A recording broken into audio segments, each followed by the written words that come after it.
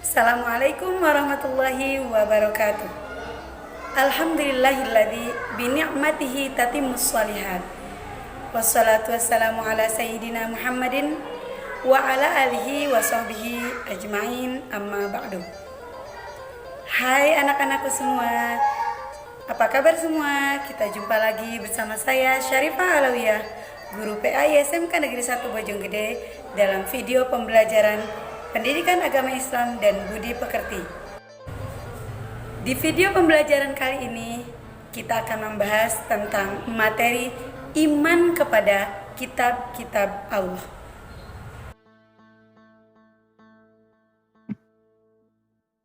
Iman kepada kitab-kitab Allah. Kompetensi dasar yang akan kita bahas pada materi kali ini adalah: yang pertama adalah meyakini adanya kitab-kitab suci Allah Subhanahu wa Ta'ala. Lalu yang kedua adalah peduli kepada orang lain dengan saling menasehati sebagai cerminan beriman kepada kitab-kitab Allah. Selanjutnya, yang ketiga adalah menganalisis makna iman kepada kitab-kitab Allah. Dan yang terakhir, menyajikan keterkaitan antara iman kepada kitab-kitab Allah dengan perilaku sehari-hari. Mari kita simak penjelasan pada video pembelajaran kali ini.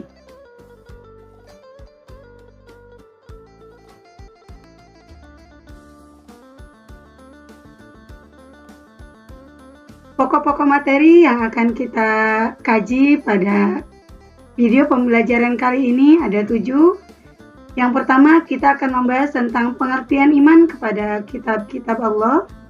Yang kedua, kita akan membahas tentang dalil tentang iman kepada kitab-kitab Allah. Yang ketiga adalah kedudukan dan fungsi kitab-kitab Allah. Yang keempat, kitab-kitab Allah yang wajib diimani. Yang kelima, Al-Quran dan mukjizatnya. Yang keenam adalah contoh perilaku yang mencerminkan keimanan kepada kitab-kitab Allah. Dan yang terakhir adalah hikmah beriman kepada kitab-kitab Allah.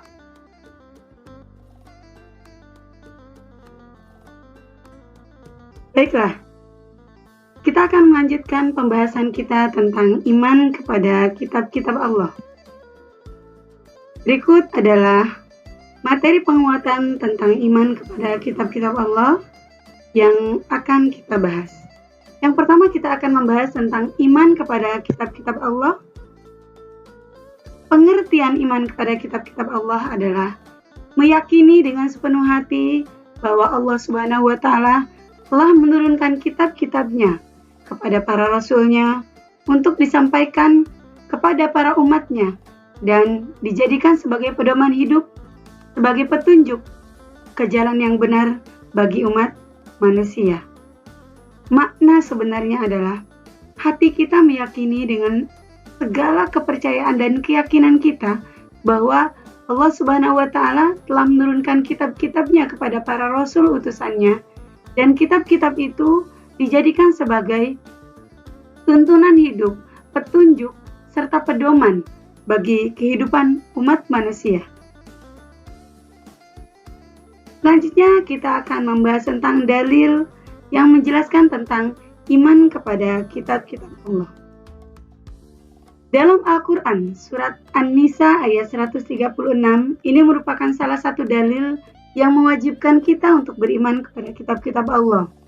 A'udzubillahi minasyaitonirrajim. Bismillahirrahmanirrahim. Ya ayyuhalladzina amanu, aminu billahi wa rasulihi wal kitabil ladzi nazzala ala rasulihi wal kitabil ladzi anzala min qabl wa may yakfur billahi wa malaikatihi wa kutubihi wa rusulihi wal yaumil akhir faqad dhalla dhalalan ba'ida. Yang artinya, wahai orang-orang yang beriman, tetaplah beriman kepada Allah dan Rasulnya, dan kepada kitab Allah yang Allah turunkan kepada Rasulnya, serta kitab-kitab yang Allah turunkan sebelumnya. Barang siapa kafir kepada Allah, malaikat-malaikatnya, kitab-kitabnya dan rasul-rasulnya, di hari kemudian, maka sesungguhnya orang itu telah sesat sejauh-jauhnya. Itu merupakan salah satu dalil yang mewajibkan kita untuk beriman kepada kitab-kitab Allah. Selanjutnya kita akan membahas tentang kedudukan dan fungsi kitab-kitab Allah. Dalam mengimani kitab-kitab Allah, kita tentunya wajib mengetahui apa saja fungsi kitab-kitab Allah terhadap kehidupan manusia. Di sini ada 4 fungsi kitab Allah dalam kehidupan manusia. Kita akan bahas satu persatu. Yang pertama, kitab Allah berfungsi sebagai pedoman hidup manusia dalam hubungannya dengan Allah Subhanahu wa Ta'ala. Jadi, ketika manusia berhubungan dengan Allah yang disebut dengan hablum minallah, maka perlu tuntunan hidup. Dan tuntunan hidup, aturan-aturan yang mengajarkan atau menjelaskan tentang bagaimana manusia berhubungan dengan Allah adalah kitab Allah, yaitu Al-Quran. Lalu fungsi yang kedua. Fungsi kitab Allah yang kedua adalah sebagai pedoman hidup untuk diri sendiri. Bagaimana manusia menjalani hidup sebagai individu, bagaimana manusia memenuhi hak-hak individu sebagai diri sendiri, bagaimana manusia harusnya berperilaku sebagai individu, bagaimana manusia harusnya memanage hidupnya. Maka salah satu fungsi kitab Allah di sini adalah sebagai pedoman hidup antara hubungan manusia dengan diri sendiri, yaitu disebut dengan hablum min nafsih. Selanjutnya, fungsi kitab Allah yang ketiga adalah sebagai pedoman hidup untuk hidup sesama manusia atau dalam hubungan sosial. Dalam istilah agama kita mengenal dengan sebutan hablum minan nas. Nah, disinilah bagaimana Al-Quran atau kitab Allah mengatur bagaimana tata cara kita memperlakukan orang lain, memperlakukan orang yang lebih tua, memperlakukan orang yang seumuran, memperlakukan orang yang lebih muda, bahkan bagaimana tata cara kita hidup di masyarakat itu diatur dalam Al-Quran. Maka dalam hal ini, kedudukan dan fungsi kitab Allah atau Al-Quran adalah sebagai pedoman hidup dalam hubungan manusia dengan sesama manusia atau hablum minan nas. Selanjutnya, fungsi kitab Allah yang keempat adalah sebagai pedoman hidup manusia dalam menjalankan hidupnya antara diri sendiri dengan lingkungan sekitar atau biasa disebut dengan hablum minal alam. Di sini, manusia diatur bagaimana caranya hidup dengan lingkungan sekitar. Bagaimana cara manusia memperlakukan hewan, bagaimana cara manusia memperlakukan tumbuhan, bagaimana manusia itu dilarang untuk mengeksploitasi alam, bagaimana manusia itu memperlakukan lautan. Artinya, bagaimana menciptakan kehidupan yang harmonis antara manusia dengan alam sekitar, ramah lingkungan, tidak melakukan illegal logging, tidak membuang sampah sembarangan, membuang limbah industri ke laut atau ke sungai-sungai. Disinilah diatur dalam kitab Allah, yaitu fungsi kitab Allah sebagai pedoman hidup manusia dengan lingkungan sekitar.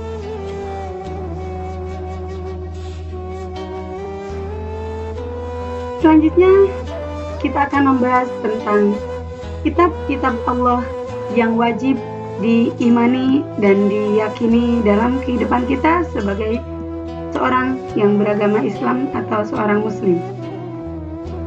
Kitab-kitab Allah yang wajib diimani ada 4. Yang pertama adalah Taurat. Taurat adalah kitab Allah yang diturunkan kepada Nabi Musa alaihi salam dengan menggunakan bahasa Ibrani, yang di dalamnya berisi tentang aturan-aturan Allah, baik itu perintah ataupun larangan yang disebut dengan Ten Commandment. Selanjutnya, apa saja aturan-aturan Allah yang berisi perintah dan larangan yang termuat dalam kitab Taurat yang Allah turunkan kepada Nabi Musa? Mari kita simak penjelasan berikut. Isi dari Ten Commandment atau 10 aturan Allah yang ada dalam kitab Taurat adalah sebagai berikut. Yang pertama adalah perintah Allah kepada manusia atau Bani Israel untuk mengesahkan Allah atau memurnikan tauhid kepada Allah Subhanahu wa taala. Yang kedua adalah perintah Allah untuk memuliakan nama Allah. Jadi, pada saat itu kaum Bani Israel atau umat Nabi Musa alaihissalam dilarang untuk menyebut nama Allah dengan main-main atau dengan sia-sia. Selanjutnya, yang ketiga adalah perintah mensucikan hari Sabtu. Nah, pada masa itu, kaum Nabi Musa atau Bani Israel diperintahkan untuk mensucikan hari Sabtu dengan cara mereka dilarang untuk melakukan bepergian di hari Sabtu. Selanjutnya yang keempat adalah perintah menghormati ayah dan ibu. Perintah untuk berbakti kepada orang tua juga termuat dalam kitab Taurat. Selain di dalam Al-Quran juga dimuat dalam Taurat. Selanjutnya yang kelima adalah larangan untuk berbuat syirik, atau Allah melarang untuk mempersekutukan Allah. Selain Allah memerintahkan untuk mengesahkan Allah, juga Allah melarang umat Nabi Musa pada saat itu untuk mempersekutukan Allah kepada apapun, yaitu larangan untuk berbuat syirik atau bersikap musyrik. Selanjutnya yang keenam adalah larangan mencuri. Yang ketujuh adalah larangan berzina. Yang kedelapan adalah larangan membunuh tanpa ada alasan yang dibenarkan. Yang kesembilan adalah larangan bersaksi palsu. Di sini umat Nabi Musa sudah jauh-jauh hari sebelum kita sudah ada larangan untuk bersumpah palsu.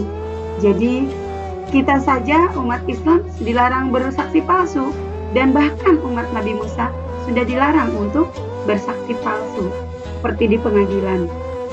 Dan yang terakhir adalah larangan menginginkan hak orang lain. Jadi dalam Islam, di kitab Taurat, Nabi Musa alaihissalam menyampaikan larangan Allah untuk menginginkan hak orang lain. Apapun yang menjadi hak orang lain dilarang untuk kita inginkan untuk memilikinya.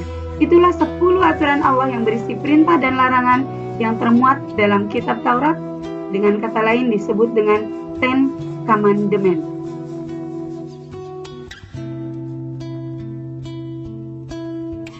Selanjutnya kita akan membahas kitab Allah yang kedua yang wajib kita iman, yaitu kitab Zabur. Zabur adalah kitab Allah yang diturunkan kepada Nabi Daud alaihissalam dengan menggunakan bahasa Kipti, yang di dalamnya berisi senandung-senandung doa dan pujian-pujian Allah, pujian-pujian yang disenandungkan oleh Nabi Daud alaihissalam kepada Allah Subhanahu wa taala dalam bentuk nyanyian. Berikutnya yang ketiga. Yang ketiga adalah kitab Allah Subhanahu wa taala, yaitu Injil. Injil adalah merupakan salah satu kitab yang Allah turunkan kepada Nabi Isa alaihissalam dengan berbahasa Ibrani, atau menurut sebagian pendapat Injil menggunakan bahasa Suryani. Isi dari kitab Injil ini berisi ajakan-ajakan kepada umat Nabi Isa alaihissalam untuk meninggalkan kemewahan hidup, meninggalkan seluruh kehidupan yang bermegah-megahan, bermewah-mewahan, untuk kembali menuju ajaran atau kehidupan yang serba dengan kesederhanaan yang diajarkan oleh Nabi sebelumnya, serta mengembalikan tauhid atau keimanan kepada Allah Subhanahu wa taala yang diajarkan oleh Nabi sebelum Isa, yaitu Nabi Musa dan Nabi Daud alaihissalam. Di dalam Injil ini pula memuat tentang berita atau kabar yang mengabarkan tentang kehadiran Nabi akhir zaman, yaitu Nabi Muhammad SAW, yang akan menyempurnakan ajaran-ajaran Nabi sebelumnya, serta membawa kitab yang Allah turunkan, yaitu Al-Quran.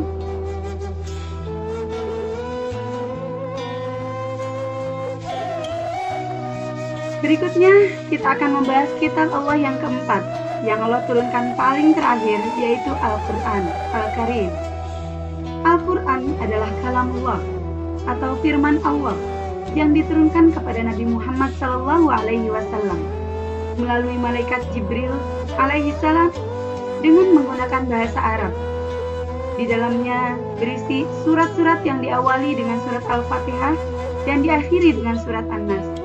Kemudian, siapapun yang membaca Al-Quran ini akan dicatat sebagai ibadah di sisi Allah Subhanahu wa Ta'ala. Al-Quran merupakan kitab terakhir sebagai penyempurna kitab-kitab Allah yang diturunkan sebelumnya dan membenarkan tentang adanya kitab-kitab sebelumnya, yaitu Taurat, Zabur, dan Injil. Lalu, bagaimana tentang kitab Al-Quran dan mukjizatnya? Kali ini kita akan membahas lebih luas tentang Al-Quran dibandingkan 3 kitab sebelumnya. Karena 3 kitab yang sebelumnya, yaitu Taurat, Zabur, dan Injil, itu hanya perlu kita imani. Wajib kita imani saja, tanpa perlu kita dalami isinya, dan tanpa perlu kita amalkan isinya. Yang wajib kita imani, kita perdalam isinya, kita pelajari kandungannya, bahkan wajib kita amalkan isinya hanyalah satu, yaitu Al-Quranul Karim, yaitu yang Allah turunkan kepada Nabi Muhammad SAW. Baiklah, kita akan bahas lebih dalam tentang kitab Al-Quran. Iman kepada Al-Quran adalah meyakini bahwa Al-Quran merupakan wahyu Allah yang Allah turunkan kepada Nabi Muhammad SAW melalui perantara malaikat Jibril yang disampaikan secara mutawatir, lalu diturunkan secara tahap demi tahap. Kemudian bagi siapa saja yang membacanya merupakan ibadah kepada Allah Subhanahu wa Ta'ala. Dan isi dari Al-Quran itu merupakan surat-surat yang Allah turunkan yang diawali dengan surat Al-Fatihah serta diakhiri dengan surat An-Nas sebagaimana pengertian yang sudah kita jelaskan tadi. Selanjutnya kita akan membahas tentang pokok-pokok isi Al-Quran. Al-Quran yang berisi 30 juz, 114 surat, 6.666 ayat tersebut berisi tentang apa saja? Baik, kita akan membahas tentang pokok-pokok isi Al-Quran. Al-Quran merupakan kitab Allah yang paling sempurna karena dia menyempurnakan kitab-kitab Allah sebelumnya. Yang pertama, berisi akidah atau tauhid. Jadi pokok isi Al-Quran yang pertama itu adalah akidah atau tauhid. Di dalam Al-Quran menjelaskan tentang keimanan kepada Allah Subhanahu wa Ta'ala, keimanan kepada malaikat, kepada kitab-kitab Allah, kepada para rasul, kepada hari akhir, dan kepada qada dan qadar. Itu merupakan aspek isi Al-Quran yang berupa akidah atau tauhid. Yang kedua, isi Al-Quran itu adalah syariah. Al-Quran memuat hukum-hukum yang menjelaskan tentang tata cara atau aturan hidup manusia, baik terhadap sesama manusia ataupun bagaimana Allah menjelaskan tentang hukum tata cara aturan hidup manusia pada Allah Subhanahu wa Ta'ala. Semua termuat di dalam ayat-ayat yang menjelaskan tentang syariah. Selanjutnya, pokok isi Al-Quran yang ketiga adalah ibadah. Di dalam Al-Quran menjelaskan bagaimana tata cara manusia beribadah kepada Allah Subhanahu wa Ta'ala. Itu semua diatur dengan ayat-ayat yang termuat di dalam aspek ibadah, seperti tata cara sholat, tata cara puasa, bagaimana tata cara berwudu, bersuci, toharoh, bagaimana tata cara menyelenggarakan jenazah. Itu semua dibahas atau dimuat dalam Al-Quran dalam aspek ibadah.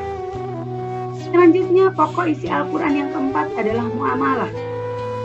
Di dalam ayat-ayat muamalah ini, Allah menjelaskan bagaimana tata cara manusia hidup bersama dengan manusia lain.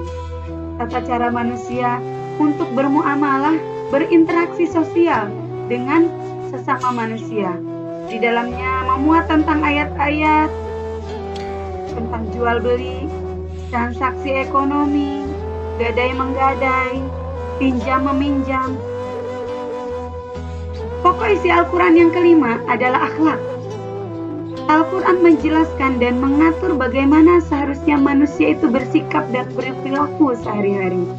Di dalamnya, Al-Quran menjelaskan mana saja akhlak-akhlak yang terpuji dan mana saja akhlak-akhlak tercela yang harus kita hindari dan yang tidak boleh kita ikuti. Itu adalah pokok Al-Quran yang kelima. Selanjutnya adalah yang keenam, Al-Quran berisi tentang dasar-dasar sains atau teknologi. Jangan dikira bahwa Al-Quran hanya memuat tentang aturan-aturan hidup saja. Jangan dikira bahwa Al-Quran hanya memuat tentang aspek-aspek kehidupan manusia yang mengatur tentang hubungannya dengan Allah dan akhirat saja. Tetapi perlu dicatat bahwa Al-Quran juga memuat dasar-dasar sains atau teknologi. Al-Quran menjelaskan tentang ilmu pengetahuan alam dan teknologi. Seperti dalam surat Yasin, dijelaskan tentang bagaimana matahari beredar pada porosnya. Wasyamsu tajri limustaqarrir laha, dzalika taqdirul azizil alim.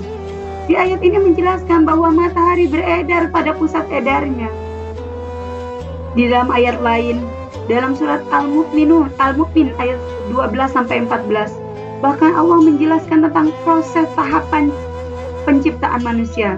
Bagaimana manusia itu tercipta dari setetes air mani, lalu menjadi segumpal darah, lalu berubah menjadi segumpal daging, lalu berubah menjadi tulang belulang, lalu tulang-tulang itu dibalut menjadi daging, sampai menjadi bentuk utuh sempurna, menjadi bentuk seorang bayi.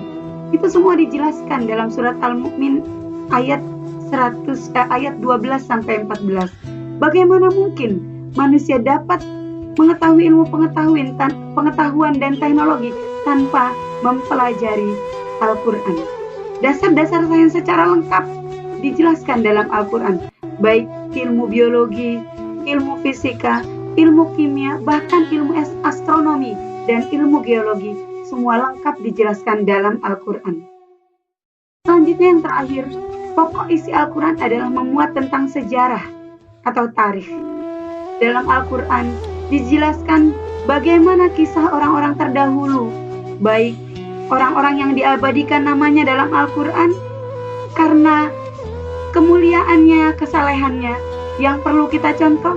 Bahkan Allah memuat tentang cerita kisah orang terdahulu karena kesombongannya, karena keangkuhannya, karena sifat kikirnya. Itu juga Allah abadikan nama-namanya di dalam Al-Quran, seperti Fir'aun, Korun, dan umat-umat Nabi terdahulu yang durhaka, sampai Allah memberikan contoh akibat kedurhakaannya tersebut Allah azab mereka dengan azab yang berbeda-beda. Ini semua tidak lain dengan tujuan supaya kita sebagai umat-umat yang hidup belakangan tidak mencontoh perilaku mereka yang sombong, kikir, dan bahkan mendurhakai Allah Subhanahu wa Ta'ala. Itulah ketujuh pokok-pokok isi kandungan Al-Quran yang memuat seluruh aspek kehidupan manusia dari dunia sampai ke akhirat.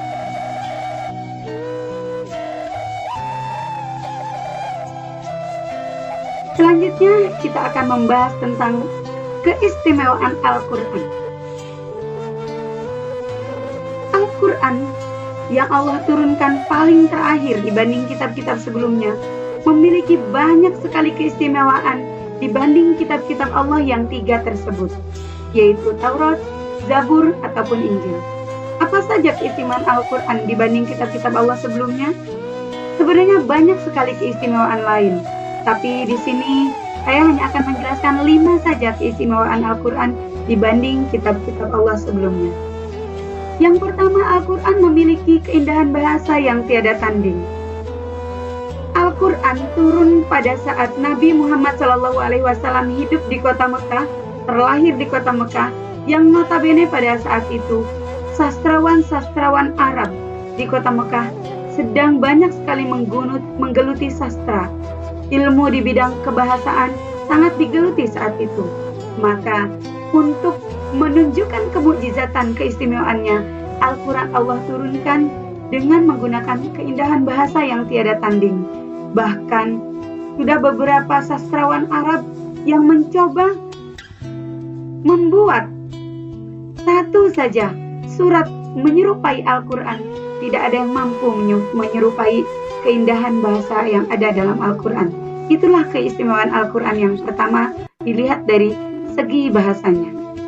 Yang kedua, keistimewaan Al-Quran yang kedua adalah merupakan kitab yang turun untuk membenarkan dan menyempurnakan kitab-kitab sebelumnya. Seperti yang dijelaskan tadi, bahwa isi Al-Quran adalah sempurna dan menyempurnakan kitab-kitab yang Allah turunkan sebelumnya. Jadi sebagaimana diketahui bahwa Taurat, Zabur, dan Injil belum sempurna turunnya dan ajarannya belum sempurna diajarkan. Tapi para nabi tersebut sudah lebih dahulu Allah wafatkan dan Allah angkat ke sisinya. Maka Allah turunkan Al-Quran yang memuat isi kitab-kitab sebelumnya dan menyempurnakan isi kitab-kitab yang sudah Allah turunkan sebelum Al-Quran. Lalu yang selanjutnya, yang ketiga, keistimewaan Al-Quran adalah isi Al-Quran ini selain sempurna tapi mencakup seluruh aspek kehidupan manusia. Bagaimana tadi sudah kita bahas dalam pokok-pokok isi kandungan Al-Quran, itu kita sudah jelas mengetahui bahwa seluruh aspek kehidupan manusia di dunia maupun di akhirat itu dijelaskan di dalam Al-Quran. Tiada banding keistimewaan Al-Quran mengenai kesempurnaan isinya tersebut. Selanjutnya yang keempat, keistimewaan Al-Quran yaitu adalah keasliannya dijamin oleh Allah Subhanahu wa Ta'ala, tetap terjaga dari mulai Allah turunkan sampai nanti di akhir zaman. Bagaimana Allah katakan di dalam Quran di ayat lain, yaitu inna nahnu nazzalna dzikra wa inna lahu lahafizun. Sungguhnya kami yang menurunkan Al-Quran ini, maka kami pula lah yang akan menjaga kemurniannya, keasliannya sampai nanti akhir zaman. Untuk itu tidak ada satupun yang dapat, tangan-tangan usil yang dapat merubah keaslian Al-Quran. Sampai sekarang, kemurnian Al-Quran tidak akan pernah tersentuh oleh tangan-tangan jahil untuk mencoba merubah isinya, memasukkan isinya, ataupun dari usaha-usaha lain sejenis itu. Beda dengan Injil, Taurat, dan Zabur yang sudah diputar balik sesuai dengan kebutuhan manusia. Yang terakhir, keistimewaan Al-Quran adalah Al-Quran berisi informasi tentang hal-hal gaib dan kejadian-kejadian yang akan datang yang tidak pernah diprediksi oleh manusia. Jadi, ketika Al-Quran turun 14 abad yang lalu, Al-Quran sudah memprediksi tentang kemenangan Romawi misalnya. Saat itu Romawi kalah dari Persia, tapi Al-Quran sudah memprediksi bahwa Romawi akan mengalami kemenangan di atas muka bumi ini. Benar saja, beberapa saat kemudian negara Romawi telah mengalami kemenangan. Nah, seperti contoh lagi, prediksi-prediksi Al-Quran tentang dunia ini, bahwa ilmu pengetahuan alam yang menjelaskan tentang bumi pada saat itu beredar mengelilingi matahari, dan matahari diam. Padahal di dalam surat Yasin dikatakan bahwa matahari itu beredar pada porosnya. Maka setelah penelitian-penelitian itu dilakukan oleh para ilmuwan, terbuktilah bahwa apa yang dikatakan Al-Quran mengenai sains dan teknologi itu terbukti adanya. Itulah prediksi-prediksi Al-Quran yang telah Allah ungkapkan 14 abad yang lalu dan baru terbukti akhir-akhir ini setelah dilakukan penelitian-penelitian di bidang ilmu pengetahuan dan teknologi. Apalagi yang kita ragukan tentang keistimewaan Al-Quran? Niscaya manusia memiliki akal pasti akan mempercayai dan meyakini tentang Al-Quran ini, karena kita lihat bahwa keistimewaan Al-Quran ini tiada banding dibanding kitab-kitab lainnya.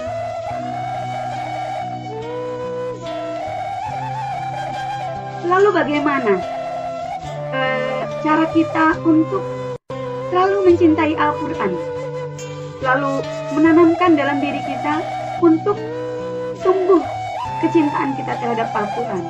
Untuk itu ada beberapa langkah yang dapat kita lakukan untuk membentuk generasi Quran.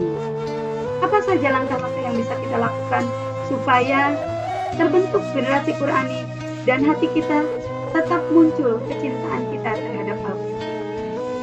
Yang pertama adalah mengenalkan Al-Quran kepada anak sejak dini. Ternyata mengenalkan Al-Quran kepada anak sejak dini itu merupakan langkah awal yang sangat baik. Banyak sekali sekarang anak-anak kecil yang sudah mulai mencintai Al-Quran dengan cara membacanya, lalu menghafalkan Al-Quran. Bagaimana kita yang sudah dewasa?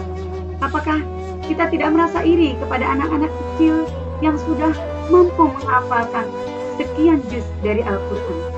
Cobalah mulai dari sendiri mencintai Al-Quran dengan cara mengenal Al-Quran lebih dalam, sehingga kita mampu menanamkan kecintaan terhadap Al-Quran dengan cara membaca dan menghafalkan Al-Quran. Selanjutnya, memilih guru yang baik bagi anak. Ternyata guru yang mengajarkan Al-Quran adalah guru terbaik sepanjang masa, selain guru-guru yang lain. Artinya, belajar Al-Quran adalah belajar yang paling mencari ilmu yang paling bagus, karena Rasulullah mengatakan dalam hadisnya, khairukum man ta'allama al-Quran wa 'allamahu. Artinya, orang yang mengajar Al-Quran dan orang yang mempelajari Al-Quran merupakan sebaik-baiknya manusia. Yang ketiga, membiasakan seluruh keluarga membaca dan menghafal Al-Quran. Ini adalah bentuk kecintaan kita terhadap Al-Quran. Selanjutnya, membentuk lingkungan positif bagi anak. Jadi, lingkungan positif itu bisa terbentuk kalau kita menerapkan Al-Quran di dalam kehidupan. Selanjutnya, menumbuhkan semangat untuk menggali isi kandungan Al-Quran dengan sungguh-sungguh. Bagaimana kita bisa maju sebagai umat Islam kalau Al-Quran yang sudah memuat begitu banyak aspek kehidupan manusia dan ilmu pengetahuan serta sains, kita sendiri tidak mau menggalinya sebagai umatnya? Nah, maka kita terbelakang dari umat-umat lain. Mengapa umat Islam itu seringkali terbelakang dalam hal teknologi? Karena kita sudah memiliki kitab yang begitu sempurna memuat isi kandungan berupa sains dan teknologi, tapi keinginan kita untuk mempelajarinya sangat kecil. Keinginan kita untuk mendalami isinya itu sangat rendah, sehingga kita terbelakang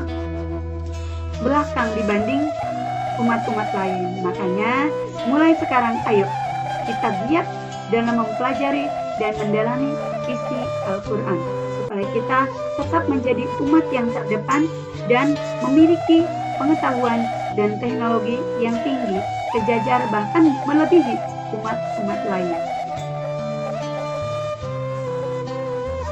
Yang selanjutnya adalah hikmah beriman kepada kitab-kitab Allah.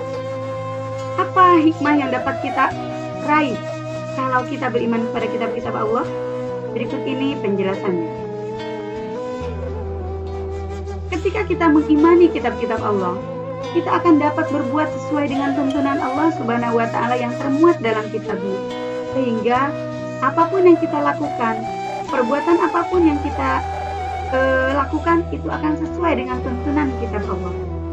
Selanjutnya, yang kedua adalah membuka cakrawala ilmu pengetahuan dan teknologi. Sebagaimana kita bahas tadi, bahwa isi kandungan salah satunya adalah iptek. Sehingga kalau kita mengimani Al-Quran, mempelajari isinya, akan membuat kita semakin bertambah wawasan kita tentang ilmu pengetahuan dan teknologi. Selanjutnya yang ketiga apa?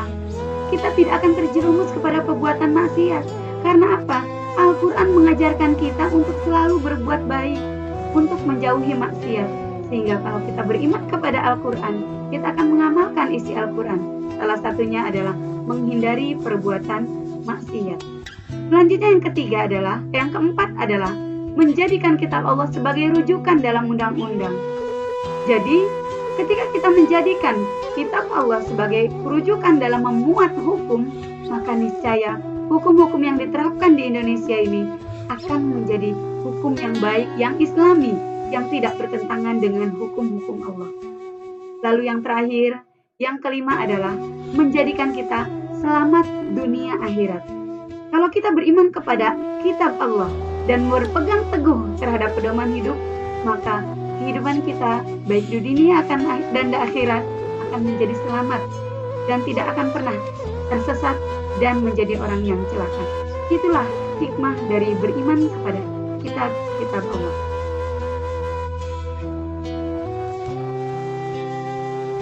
Selanjutnya kita akan membahas tentang pentingnya iman kepada kitab-kitab Allah. Mengapa kita harus beriman kepada kitab-kitab Allah? Urgensi apa yang terdapat dalam iman kepada kitab-kitab Allah? Kita akan bahas. Iman kepada kitab Allah merupakan bagian dari rukun iman. Maka kita harus mengimani rukun iman tersebut, yaitu salah satunya adalah iman kepada kitab-kitab Allah. Yang kedua adalah iman kepada kitab-kitab Allah merupakan sifat para nabi dan rasul, sehingga sebagai umat nabi, sebagai umat rasul, wajib kita mengikuti, meneladani sifat mereka, yaitu dengan cara beriman kepada kitab-kitab yang sudah Allah turunkan kepada mereka. Selanjutnya, yang ketiga adalah mengingkari kitab Allah merupakan kesesatan yang nyata. Dalam Quran surat An-Nisa ayat 136 yang sudah kita bacakan tadi, bahwa orang yang tidak beriman kepada kitab Allah merupakan orang yang sesat, dan kesesatannya itu dirasakan nyata sejauh-jauhnya manusia yang sesat. Maka jika kita tidak ingin sesat, maka kita wajib untuk beriman kepada kitab-kitab Allah. Selanjutnya yang keempat atau yang terakhir, Allah menurunkan kitabnya kepada para rasulnya sebagai petunjuk bagi manusia. Jika kita tidak beriman kepada kitab Allah, maka kita tidak memiliki petunjuk apapun. Kita tidak memiliki pedoman hidup, sehingga hidup kita akan kacau, hidup kita tidak beraturan, dan hidup kita tidak akan memiliki pedoman. Itulah mengapa kita penting untuk beriman pada kitab-kitab Allah.